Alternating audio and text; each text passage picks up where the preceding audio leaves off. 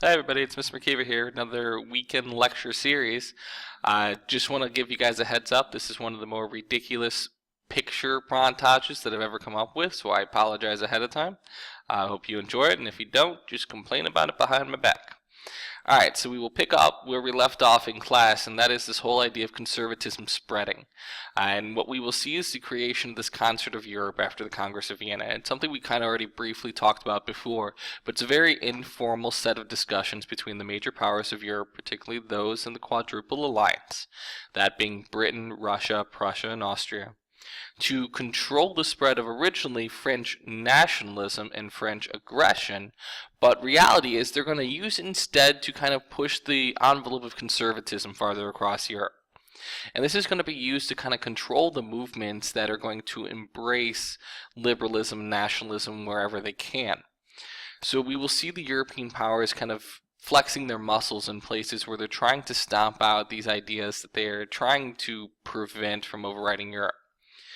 So we will begin with this wonderful revolution that takes place in Italy.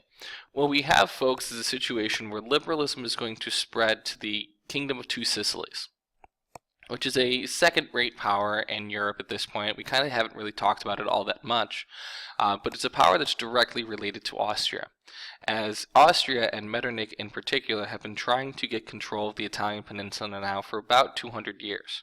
And what we see is the Kingdom of Two Sicilies, which is on the opposite side of what Austria is really trying to get a hold of, is going to lose control of their government to a liberal movement that's going to overthrow the king. Well, the concert of Europe is not going to be okay with this notion. They're going to be like, hey, dude, we totally have to stop this notion, and yeah. And that's exactly what happens. They are going to send in forces to kind of stabilize the situation. What is key about this, though, is that it's not an occupation force where they're going to conquer the territory. It's just fix the problems, and then once the king has reasserted control over the area, they get back out.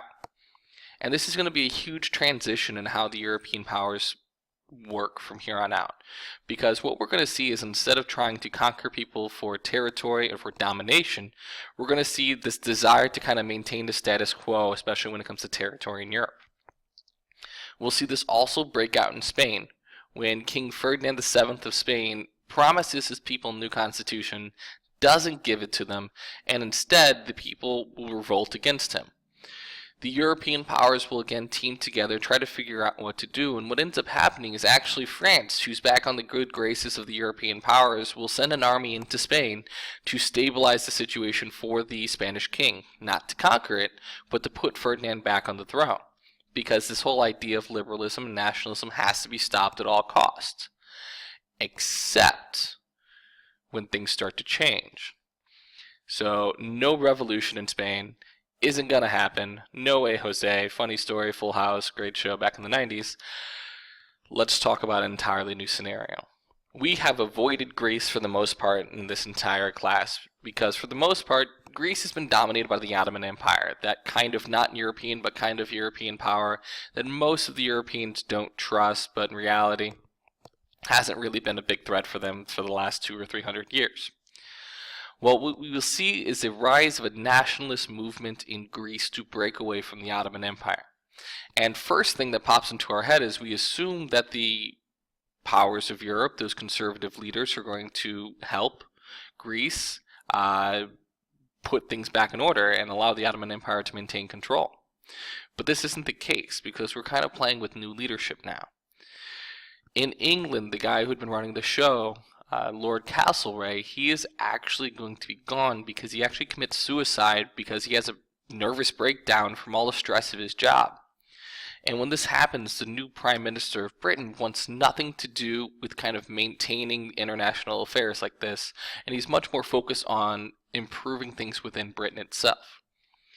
So Metternich is going to have to turn to the other nations in Europe, particularly Austria and Russia, or Prussia and Russia, to fix the situations that arise when it comes to nationalism and liberalism. But Greece is a different story. Greece is not fighting against the French or fighting against another established European power. They're fighting against the Ottoman Empire. And the Ottoman Empire just isn't the same.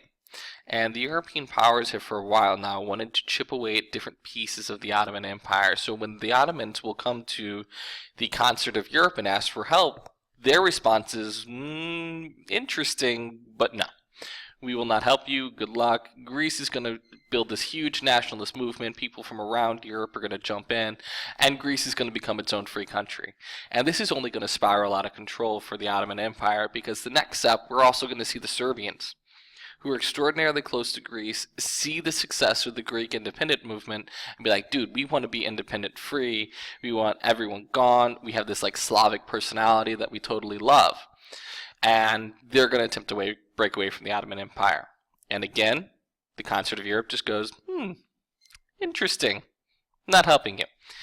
And Serbia will break free. And this is going to be one of the more fateful decisions in European history during the 19th century.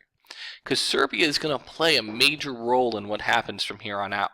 It is not going to be of the same importance of a France or a Britain or even a Russia. But their traditional Slavic background is going to make them phenomenal allies with Russia. And this is going to be a problem in the early 20th century, because it'll be Serbia versus the Austro-Hungarian Empire, and this is going to be the spark that leads us to World War I.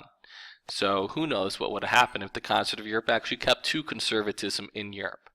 But now the situation is changing, and things are not going as people originally thought they would.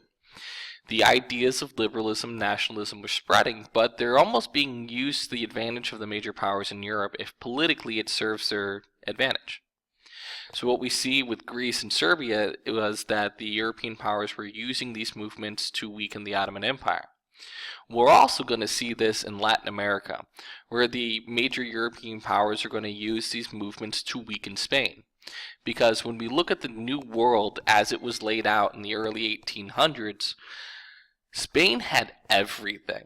Like, this is a huge territory for them to have, everything from New Spain to Granada to La Plata.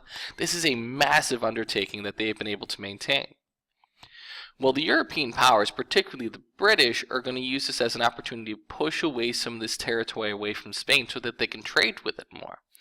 And there's going to be this massive movement within these cultures to break away from European control, because they finally got a chance to experience the Enlightenment, the ideas, and they see what happens in the United States. They're like, this is really cool. France was neat, a little bloody, but outside of that, it was pretty neat.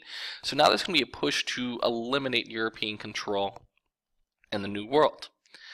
And it comes a lot from the fact that life in Latin America this time is awful. It is a class system that is just brutal for everyone involved, and it's just not a pleasant experience unless you were purebred European, because the social hierarchy is just interesting. At the top of it, we have the people from Spain themselves. They're going to be the Peninsulares. They're going to be the ones in control of everything in the government. Below them are their children, so they're pure-blooded Spanish people born in the New World. They are going to be known as Creoles. They are going to be educated, typically wealthy, and they're going to be the key piece to this entire revolution. Next up, we'll have the Mestizos, which is mixed Indian and European ancestry, the Mulattoes, the European African ancestry, enslaved Africans, and the Native Americans. And the interesting aspect about this is the enslaved Africans are going to be higher on the totem pole because physically they're just worth more. And they're going to be much more useful to society because they're not susceptible to European diseases. Alright, so then the question becomes, where does all this begin playing out? Because this society is just awful. Like, who would want to be a part of this? Well, the first place we're going to start to see things break away is actually Haiti. And this is going to be the only time in this class we ever talk about Haiti, and it's really the only time anyone in history really talks about Haiti. But Haiti is going to pave the way for the other Latin American countries in breaking away from the Europeans. But they do have a unique scenario. They are breaking away not from Spain like everyone else, but they're actually breaking away from the French. So this is actually going to begin slightly before the time of Napoleon. And it's going to take a slow progression to get through everything. But there's going to be a leader in Haiti called Toussaint Louverture, and he's going to lead a slave revolt against the French masters in 1791, which again is before the rise of Napoleon in France. Well, everyone in Haiti is just going to be loving every second of this because they're finally going to be free. They massively overpopulate the native, we'll call them Frenchmen in the area, but when it comes down to it, this has always been a Haitian country, and they're a huge portion of the population. Overture himself is going to have to deal with eventual French resistance. Napoleon will send troops in 1802 and eventually actually get thrown in jail, and he'll die in jail. But it doesn't matter, because the revolution he starts will be carried on by Jean-Jacques Dessalines, and they will overthrow the French control of Haiti. And Haiti will become the first country in Latin America to break away from European control. It will actually be the first country outside of the United States to break away from European control in the entire Western Hemisphere. They're ahead of the scale from Canada or any of the other countries nearby too. They will rename themselves Haiti, originally called Saint-Dominique, but from here on out, everything in Haitian history just falls off a cliff. And really the only thing that's substantial that we hear about today is there's a massive earthquake that happened a few years ago and obliterated the country. But positively, we're going to go on to another Latin American country, and that place is actually going to be South America itself. And this is where everything transitions back to Spain. The Creole people in Latin America are going to become resentful of what happened to their own right to rule. They are not allowed to run the countries, even though they are just as educated in pure blood as their parents are. But because they are born in the New World itself, it is viewed as they are second-class citizens or something. So the moment Napoleon replaces the Spanish king with his brother Joseph, the Latin American colonists no longer believe they have any tie to Spain. So they're going to look to push away from Spain. And what actually happens is Napoleon indirectly will lead to revolutions that cost Spain its colonial empire. So, whoops. What happens is the rise of a guy by the name of Simón Bolívar. I cannot express to you how vitally important Simón Bolívar is to world history. If there is a single iconic figure in the entire Spanish world as to what it means to be free, it is Simón Bolívar. He is known as the Liberator. He is known as the George Washington of South America. He is going to push a revolution through in Venezuela to declare its independence. Now, it's still going to, fight through everything, much like the United States declares our independence with the Declaration of Independence, but actually have to fight for it afterwards. Bolivar is going to have to do the same thing, but he's going to win. He's going to march through all of Venezuela and constantly beat the Spanish, who are just outnumbered. And they will get their independence in 1821. He is going to continue on because he's not done, though. His goal is to liberate all of South America. And as he marches into Ecuador, he's going to meet another liberator, a guy by the name of José de San Martín, another Creole. He is going to work to also liberate Argentina and then eventually Chile. And at the Battle of Ayacucho in 1824, the Spanish are going to be completely kicked out of South America. And what we consider Venezuela, Colombia, Panama, and Ecuador today is going to be united into something called Gran Colombia, which was supposed to be the goal of Simón Bolívar. He wanted a united South America, much like what we saw in the United States. Unfortunately, he never sees this happen, and clearly it's not the case today. But that was the original hope for South America. Then we move on to Mexico. At this time, Mexico is known as New Spain. Things in Mexico are not ideal. The people in Mexico are going to try numerous revolutionary attempts to break away from the Spanish, some led by a guy named Padre Miguel Hidalgo. He is going to lead a revolution of mestizos and Native Americans, but fails because they're using farm tools and swords against guns, and that typically means you die. And then we'll see another one led by Jose Maria Morelos, which will also fail because swords lose to guns. Who brings a gun or a knife to a gunfight or whatever, he loses, they all die. It's a bad day. Mexico is having a rough time during this time period. Eventually, though, revolution will break out in Spain, kind of like the one we already talked about. And when this happens, the Mexican Creoles are going to be like, dude, we should totally pick up on this whole independence bandwagon. And they do. And because of that, in 1821, Mexico will get its independence, and the people are ecstatic. After that, it's just a series of time before Central America breaks free. Each individual country, by the time 1823 comes around, all of Central America is free. And the Spanish have lost complete control of the New World, leaving the only significant colonial piece left by European power is Brazil. And this is also going to be a result of Napoleon. When Napoleon invades Portugal, the royals from Portugal will leave, and they actually go to Brazil and live there, and they love it. They think it's fantastic there, and the son of the king is actually going to fall in love. The guy by the name of Dom Pedro is going to ask his dad if he could actually just rule Brazil without the influence of his dad. And he's like, dude, this is totally a great idea. And what we see is a brand new world created during this time period due to the rise of liberalism and nationalism. Thanks, guys. Have a wonderful weekend, and I will see you guys next week.